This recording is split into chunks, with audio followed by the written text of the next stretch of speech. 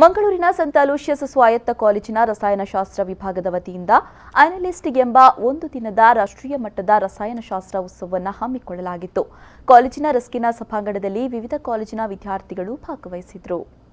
ಈಗಾಗಲೇ ಶಿಕ್ಷಣ ಕ್ಷೇತ್ರದಲ್ಲಿ ಹೆಸರು ಪಡೆದಿರುವ ಮಂಗಳೂರಿನ ಸಂತ ಅಲೋಶಿಯಸ್ ಕಾಲೇಜಿನ ರಸಾಯನಶಾಸ್ತ್ರ ವಿಭಾಗದ ವತಿಯಿಂದ ಅನಲಿಸ್ಟ್ ಎಂಬ ಒಂದು ದಿನದ ರಾಷ್ಟ್ರೀಯ ಮಟ್ಟದ ರಸಾಯನಶಾಸ್ತ್ರ ಉತ್ಸವಕ್ಕೆ ಚಾಲನೆ ಸಿಕ್ಕಿತು. ಕಾಲೇಜಿನ ರಸ್ಕಿನ ಸಭಾಂಗಣದಲ್ಲಿ ನಡೆದ ಕಾರ್ಯಕ್ರಮವನ್ನು ಬೆಂಗಳೂರಿನ ಪೂರ್ಣ ಪ್ರಜ್ಞಾ ಇನ್ಸ್ಟಿಟ್ಯೂಟ್ ಸೈಂಟಿಫಿಕ್ ರಿಸರ್ಚ್ನ ನಿರ್ದೇಶಕರಾದ ಡಾ ಆನಂದ ಹಲಗೇರಿ ಅವರು ದೀಪ ಬೆಳಗಿಸಿ ಕಾರ್ಯಕ್ರಮವನ್ನು ಉದ್ಘಾಟಿಸಿದರು.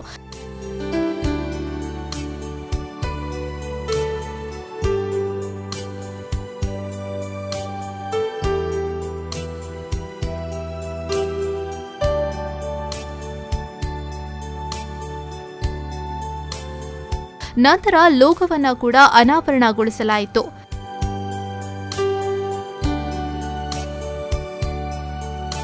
ಈ ವೇಳೆ ಮಾತನಾಡಿದ ಅವರು, ಮೂಲ ವಿಜ್ಞಾನ ವಿಷಯವನ್ನು ಅಧ್ಯಯನ ಮಾಡುವ ಅಲ್ಲಿ ಭೌತಶಾಸ್ತ್ರ, ರಸಾಯನಶಾಸ್ತ್ರ, ಗಣಿತಶಾಸ್ತ್ರ ಮತ್ತು ಜೀವಶಾಸ್ತ್ರವನ್ನು ವರ್ಗೀಕರಿಸಿ ಅಧ್ಯಯನ ಮಾಡಲು ಸಾಧ್ಯವಿಲ್ಲ. ಅವುಗಳೆಲ್ಲವನ್ನೂ ಒಟ್ಟು ಸಾಂದ್ರೀಕರಿಸಿ ಅಧ್ಯಯನ ಮಾಡುವ ಸಮಯ ಬಂದಿದೆ ಎಂದು ಅವರು ಹೇಳಿದರು. Like all of you, sometimes why we are learning chemistry, where we are going to use this chemistry, either any end application of this chemistry was my question at that time.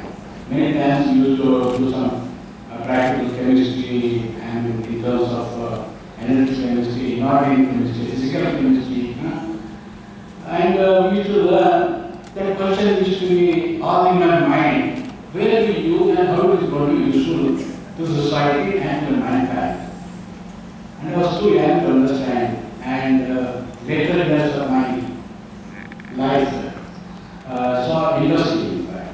So when could see the chemical sciences work in industry, then I could recollect that many of those things which were taught at the BSc level and MSc level came to usefulness at that point of time. ಕಾಲೇಜಿನ ಪ್ರಾಂಶುಪಾಲರಾದ reverend ಡಾ ಪ್ರವೀಣ್ ಮಾರ್ಟಿಸ್ ಅಧ್ಯಕ್ಷತೆಯನ್ನು ವಹಿಸಿ ಮಾತನಾಡಿದರು. ಇತ್ತೀಚಿನ ದಿನಗಳಲ್ಲಿ ವಿದ್ಯಾರ್ಥಿ ಜೀವನದಲ್ಲಿ ಕಾರ್ಯಾಗಾರಗಳು ಅತಿ ಮುಖ್ಯವಾಗಿರುತ್ತದೆ. ಕೆಲವೊಂದು ವಿಚಾರಗಳನ್ನು ತಿಳಿದುಕೊಳ್ಳಲು ಮತ್ತಷ್ಟು ಸಹಕಾರಿಯಾಗುತ್ತಿದೆ ಎಂದು ಅವರು ಹೇಳಿದರು. And also do something more to the society, and they already given so much to the society.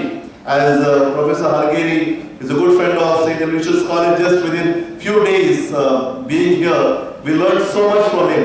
He has done so much in the field of catalysis, and we are really honored to have you here. So for encouraging our students, inspiring all of us to do more research in the field of science, and especially in chemistry and catalysis.